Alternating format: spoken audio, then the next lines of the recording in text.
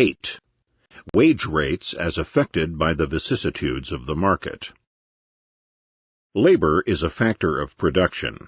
The price which the seller of labor can obtain on the market depends on the data of the market. The quantity and quality of labor which an individual is fitted to deliver is determined by his innate and acquired characteristics. The innate abilities cannot be altered by any purposeful conduct. They are the individual's heritage, with which his ancestors have endowed him on the day of his birth. He can bestow care upon these gifts and cultivate his talents. He can keep them from prematurely withering away, but he can never cross the boundaries which nature has drawn to his forces and abilities. He can display more or less skill in his endeavors to sell his capacity to work at the highest price which is obtainable on the market under prevailing conditions, but he cannot change his nature in order to adjust it better to the state of the market data. It is good luck for him if market conditions are such that a kind of labor which he is able to perform is lavishly remunerated. It is chance, not personal merit, if his innate talents are highly appreciated by his fellow men. Miss Greta Garbo, if she had lived 100 years earlier, would probably have earned much less than she did in this age of moving pictures. As far as her innate talents are concerned, she is in a position similar to that of a farmer, whose farm can be sold at a high price because the expansion of a neighboring city converted it into urban soil. Within the rigid limits drawn by his innate abilities, a man's capacity to work can be perfected by training for the accomplishment of definite tasks. The individual or his parents incurs expenses for a training the fruit of which consists in the acquisition of the ability to perform certain kinds of work. Such schooling and training intensify a man's one-sidedness. They make him a specialist. Every special training enhances the specific character of a man's capacity to work. The toil and trouble, the disutility of the efforts to which an individual must submit in order to acquire these special abilities, the loss of potential earnings during the training period, and the money expenditure required are laid out in the expectation that the later increment in earnings will compensate for them. These expenses are an investment, and as such, speculative. It depends on the future state of the market whether or not they will pay. In training himself, the worker becomes a speculator and entrepreneur. The future state of the market will determine whether profit or loss results from his investment. Thus the wage earner has vested interests in a twofold sense, as a man with definite innate qualities and as a man who has acquired definite special skills. The wage earner sells his labor on the market at the price which the market allows for it today. In the imaginary construction of the evenly rotating economy, the sum of the prices which the entrepreneur must expend for all the complementary factors of production together must equal, due consideration being made for time preference, the price of the product. In the changing economy, changes in the market structure may bring about differences between these two magnitudes. The ensuing profits and losses do not affect the wage earner. Their incidence falls upon the employer alone.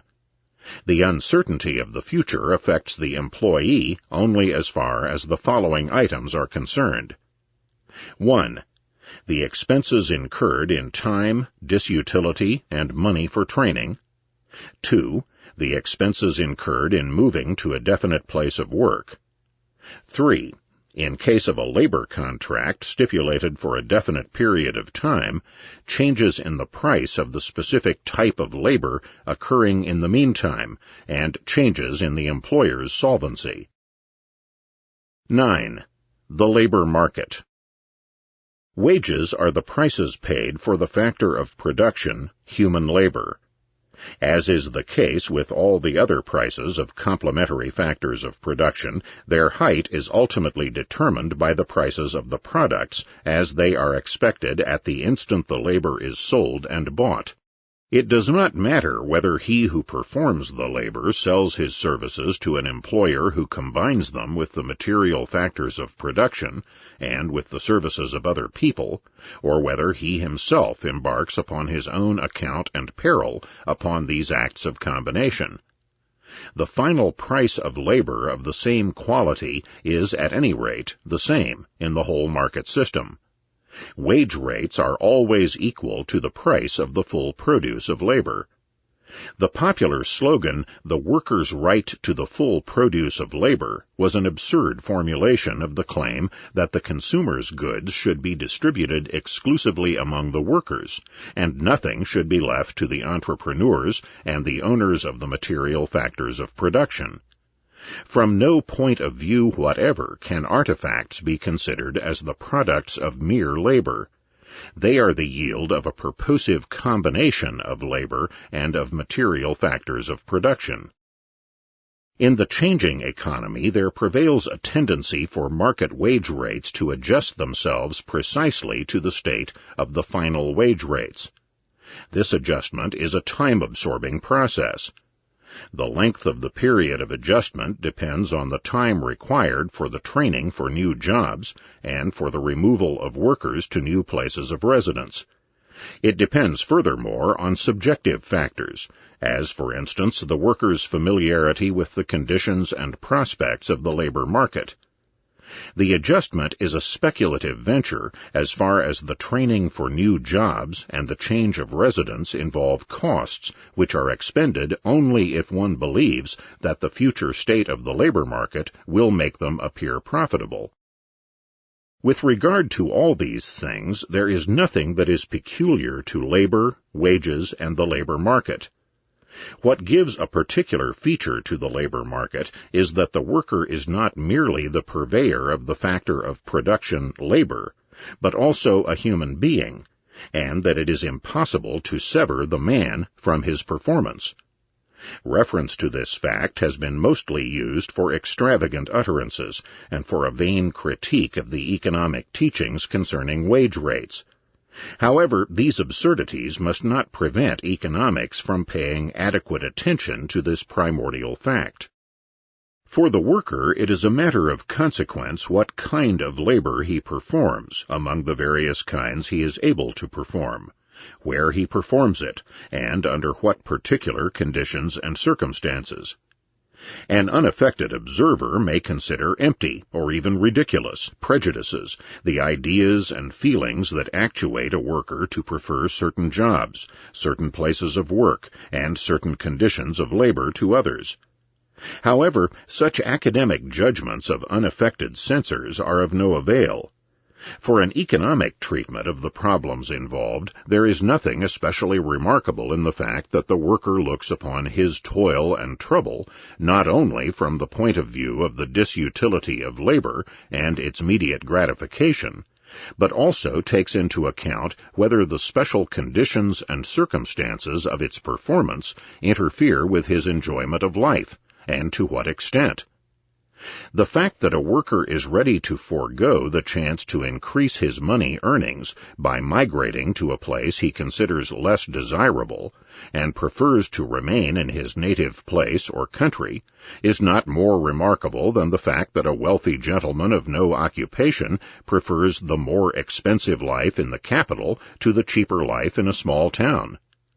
The worker and the consumer are the same person.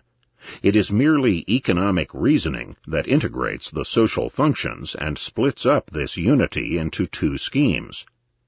Men cannot sever their decisions concerning the utilization of their working power from those concerning the enjoyment of their earnings. Descent, language, education, religion, mentality, family bonds, and social environment tie the worker in such a way that he does not choose the place and the branch of his work merely with regard to the height of wage rates.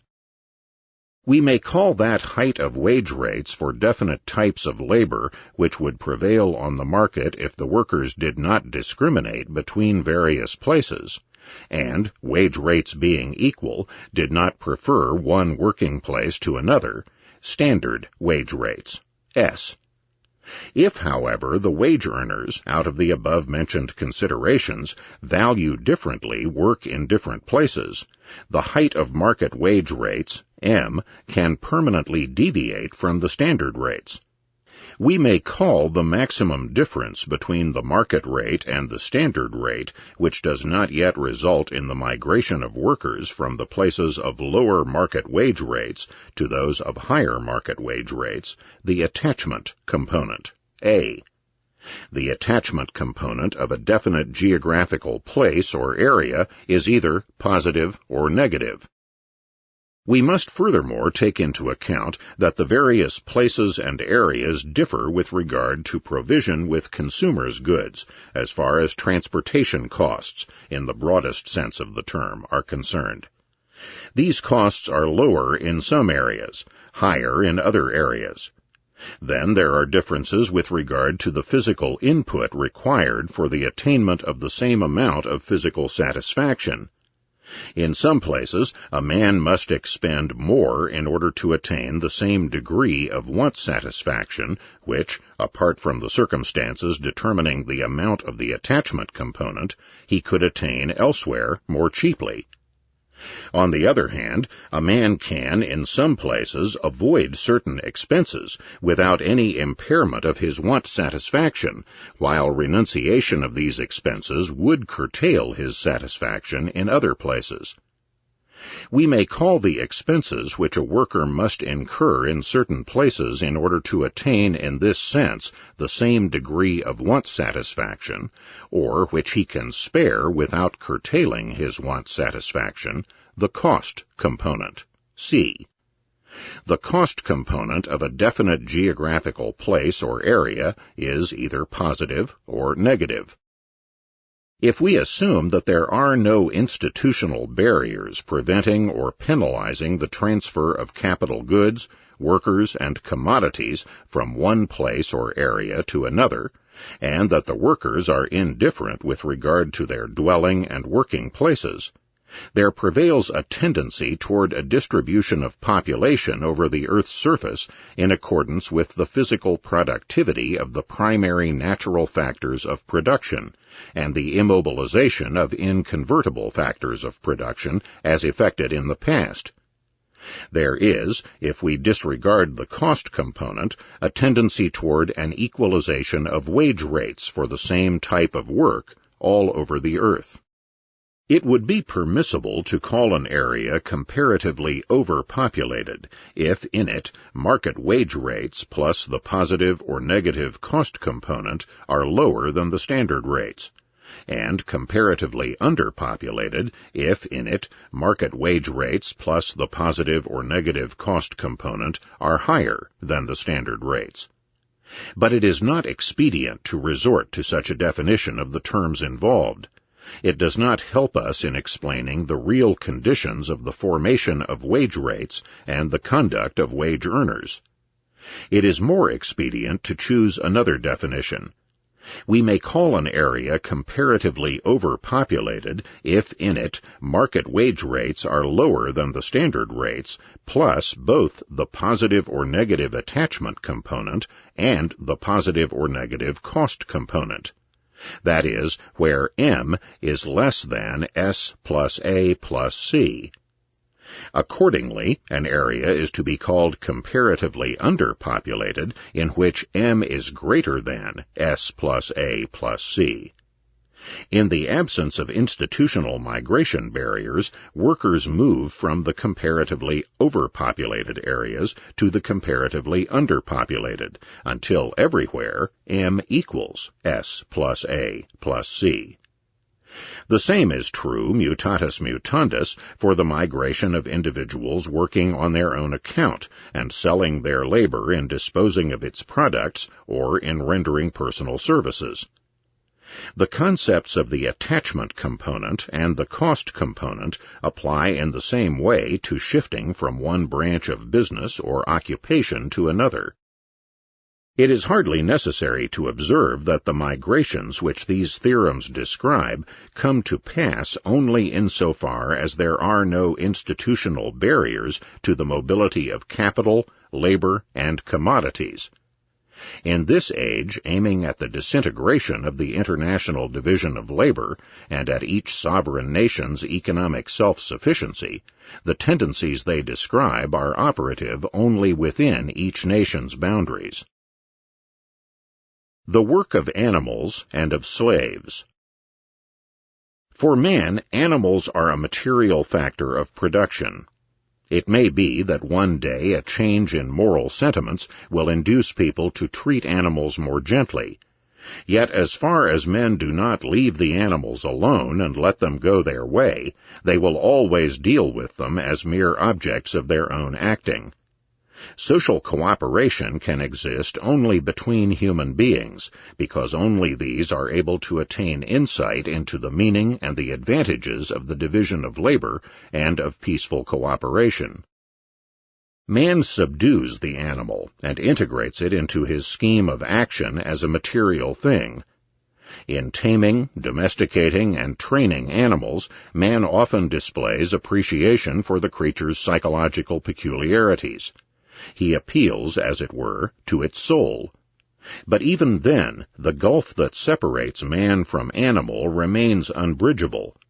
An animal can never get anything else than satisfaction of its appetites for food and sex and adequate protection against injury resulting from environmental factors. Animals are bestial and inhuman precisely because they are such as the iron law of wages imagined workers to be. As human civilization would never have emerged if men were exclusively dedicated to feeding and mating, so animals can neither consort in social bonds nor participate in human society. People have tried to look upon fellow men as they look upon animals, and to deal with them accordingly. They have used whips to compel galley slaves and barge haulers to work like capstan horses. However, experience has shown that these methods of unbridled brutalization render very unsatisfactory results. Even the crudest and dullest people achieve more when working of their own accord than under the fear of the whip. Primitive man makes no distinction between his property in women, children, and slaves on the one hand, and his property in cattle and inanimate things on the other. But as soon as he begins to expect from his slaves services other than such as can also be rendered by draft and pack animals, he is forced to loosen their chains. He must try to substitute the incentive of self-interest for the incentive of mere fear. He must try to bind the slave to himself by human feelings. If the slave is no longer prevented from fleeing exclusively by being chained and watched, and no longer forced to work exclusively under the threat of being whipped, the relation between master and slave is transformed into a social nexus.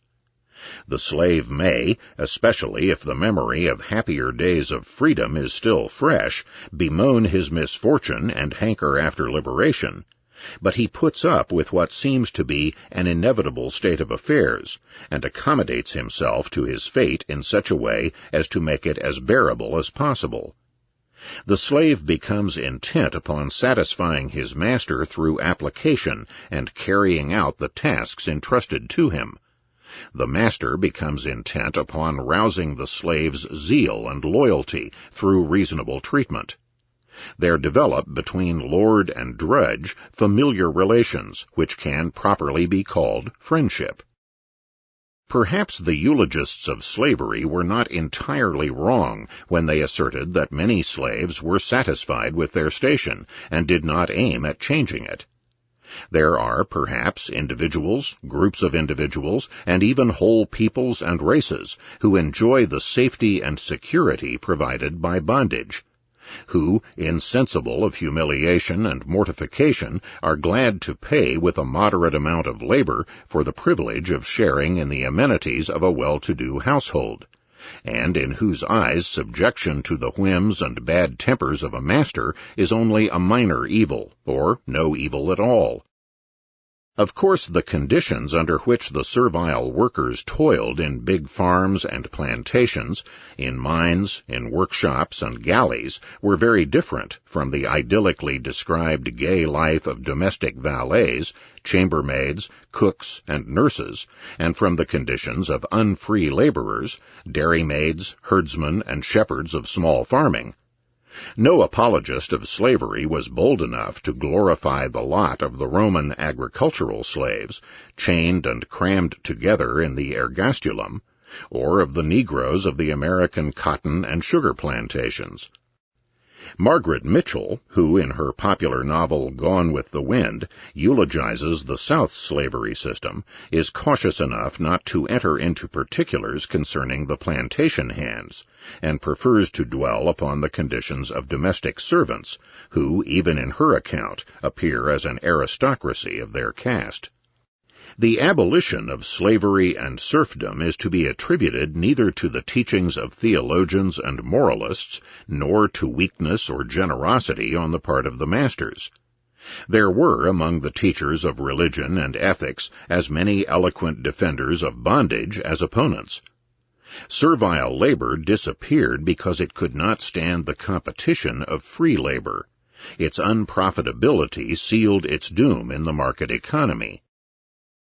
The price paid for the purchase of a slave is determined by the net yield expected from his employment, both as a worker and as a progenitor of other slaves, just as the price paid for a cow is determined by the net yield expected from its utilization.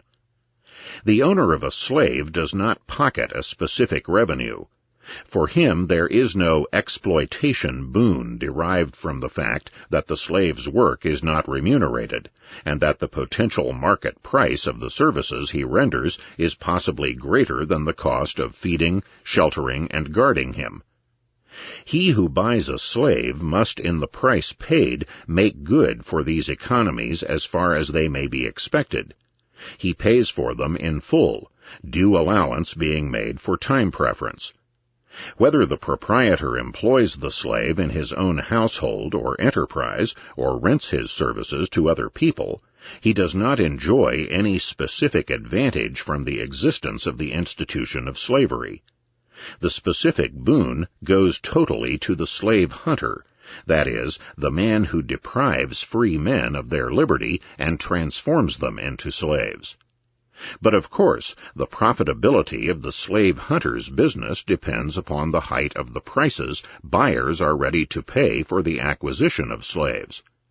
If these prices drop below the operation and transportation costs incurred in the business of slave hunting, business no longer pays and must be discontinued. Now at no time and at no place was it possible for enterprises employing servile labor to compete on the market with enterprises employing free labor. Servile labor could always be utilized only where it did not have to meet the competition of free labor. If one treats men like cattle, one cannot squeeze out of them more than cattle-like performances. But it then becomes significant that man is physically weaker than oxen and horses, and that feeding and guarding a slave is, in proportion to the performance to be reaped, more expensive than feeding and guarding cattle. When treated as a chattel, man renders a smaller yield per unit of cost expended for current sustenance and guarding than domestic animals. If one asks from an unfree laborer human performances, one must provide him with specifically human inducements. If the employer aims at obtaining products which, in quality and quantity, excel those whose production can be extorted by the whip, he must interest the toiler in the yield of his contribution. Instead of punishing laziness and sloth, he must reward diligence, skill, and eagerness. But whatever he may try in this respect, he will never obtain from a bonded worker, that is, a worker who does not reap the full market price of his contribution, a performance equal to that rendered by a free man, that is, a man hired on the unhampered labor market. the upper limit beyond which it is impossible to lift the quality and quantity of the products and services rendered by slave and serf labor is far below the standards of free labor. In the production of articles of superior quality, an enterprise employing the apparently cheap labor of unfree workers can never stand the competition of enterprises employing free labor. It is this fact that has made all systems of compulsory labor disappear. Social institutions once made whole areas or branches of production reservations exclusively kept for the occupation of unfree labor and sheltered against any competition on the part of entrepreneurs employing free men. Slavery and serfdom thus became essential features of a rigid caste system that could be neither removed nor modified by the actions of individuals. Wherever conditions were different, the slave owners themselves resorted to measures which were bound to abolish, step by step, the whole system of unfree labor. It was not humanitarian feelings and clemency that induced the callous and pitiless slaveholders of ancient Rome to loosen the fetters of their slaves, but the urge to derive the best possible gain from their property. They abandoned the system of centralized big-scale management of their vast landholdings, the latifundia, and transformed the slaves into virtual tenants, cultivating their tenements on their own account, and owing to the landlord merely either a lease or a share of the yield.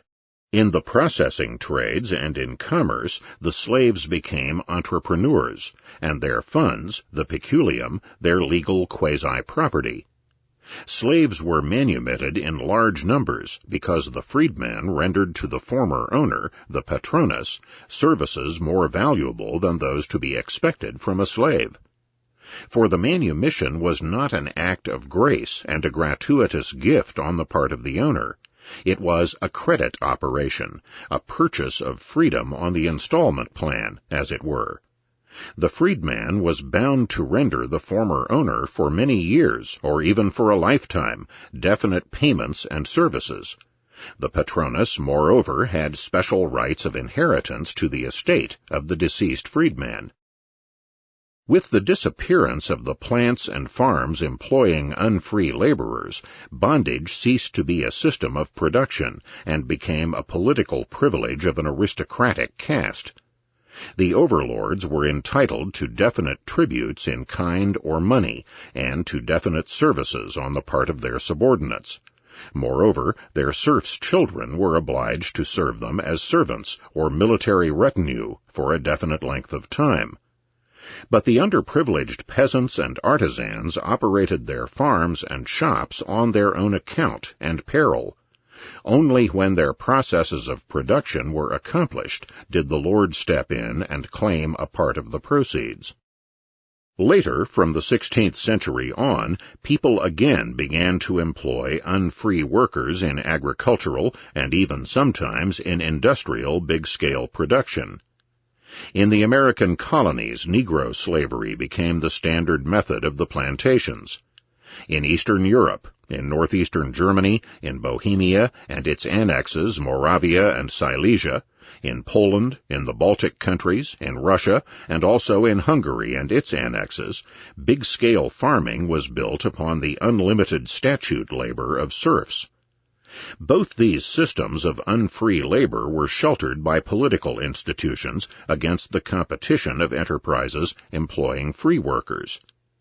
In the plantation colonies, the high costs of immigration and the lack of sufficient legal and judicial protection of the individual against the arbitrariness of government officers and the planter aristocracy prevented the emergence of a sufficient supply of free labor and the development of a class of independent farmers.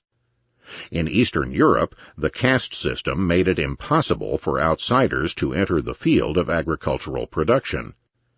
Big-scale farming was reserved to members of the nobility.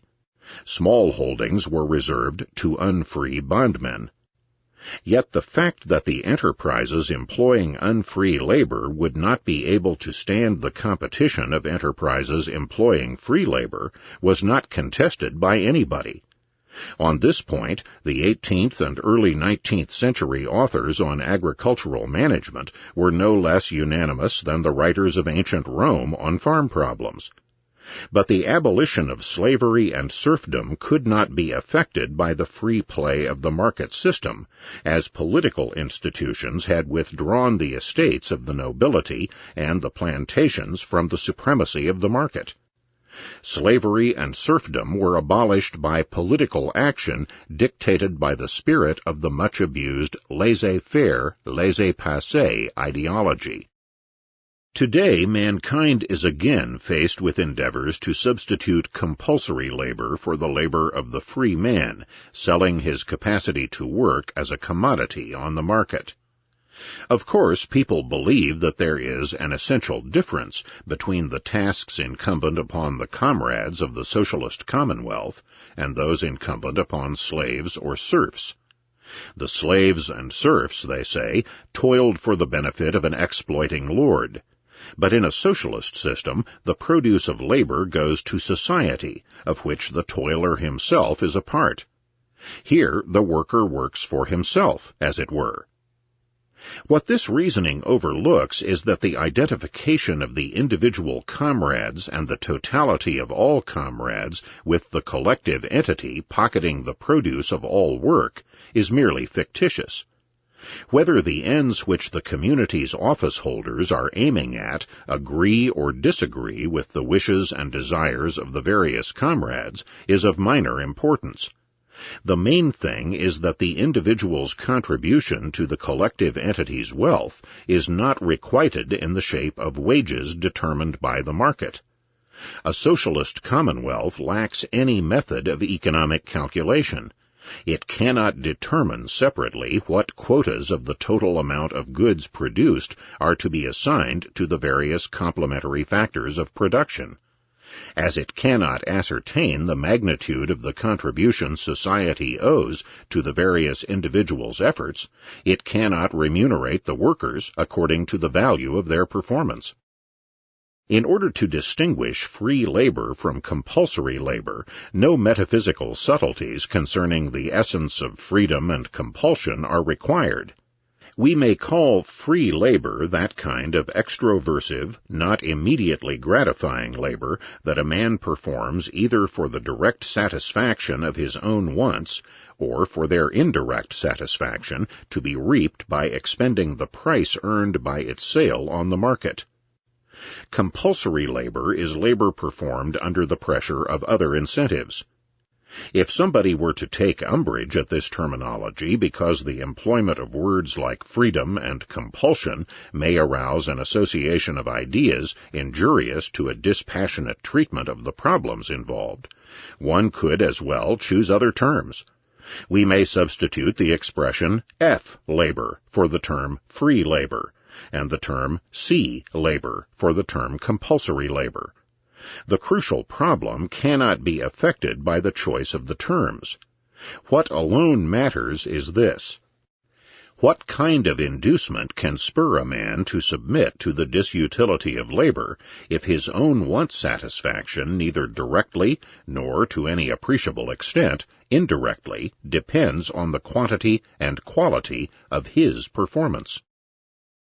Let us assume, for the sake of argument, that many workers, perhaps even most of them, will of their own accord dutifully take pains for the best possible fulfillment of the tasks assigned to them by their superiors. We may disregard the fact that the determination of the task to be imposed upon the various individuals would confront a socialist commonwealth with insoluble problems. But how to deal with those sluggish and careless in the discharge of the imposed duties? There is no other way left than to punish them. In their superiors must be vested the authority to establish the offense, to give judgment on its subjective reasons, and to mete out punishment accordingly. A hegemonic bond is substituted for the contractual bond. The worker becomes subject to the discretionary power of his superiors. He is personally subordinate to his chief's disciplinary power.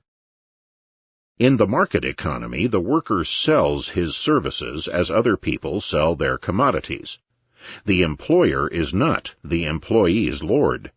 He is simply the buyer of services which he must purchase at their market price. Of course, like every other buyer, an employer too can take liberties. But if he resorts to arbitrariness in hiring or discharging workers, he must foot the bill. An employer or an employee entrusted with the management of a department of an enterprise is free to discriminate in hiring workers, to fire them arbitrarily, or to cut down their wages below the market rate. But in indulging in such arbitrary acts, he jeopardizes the profitability of his enterprise or his department, and thereby impairs his own income and his position in the economic system. In the market economy, such whims bring their own punishment. The only real and effective protection of the wage earner in the market economy is provided by the play of the factors determining the formation of prices. The market makes the worker independent of arbitrary discretion on the part of the employer and his aides. The workers are subject only to the supremacy of the consumers, as their employers are too. In determining, by buying or abstention from buying, the prices of products and the employment of factors of production, consumers assign to each kind of labor its market price. What makes the worker a free man is precisely the fact that the employer, under the pressure of the market's price structure, considers labor a commodity, an instrument of earning profits. The employee is, in the eyes of the employer, merely a man who, for a consideration in money, helps him to make money. The employer pays for services rendered, and the employee performs in order to earn wages. There is in this relation between employer and employee no question of favor or disfavor. The hired man does not owe the employer gratitude. He owes him a definite quantity of work of a definite kind and quality. That is why, in the market economy, the employer can do without the power to punish the employee. All non-market systems of production must give to those in control the power to spur on the slow worker to more zeal and application. As imprisonment withdraws the worker from his job, or at least reduces considerably the value of his contribution, corporal punishment has always been the classical means of keeping slaves and serfs to their work. With the abolition of unfree labor, one could dispense with the whip as a stimulus. Flogging was the symbol of bond labor. Members of a market society consider corporal punishment inhuman and humiliating to such a degree that it has been abolished also in the schools, in the penal code, and in military discipline. He who believes that a socialist commonwealth could do without compulsion and coercion against slothful workers because everyone will spontaneously do his duty, falls prey to the same illusions implied in the doctrine of anarchy.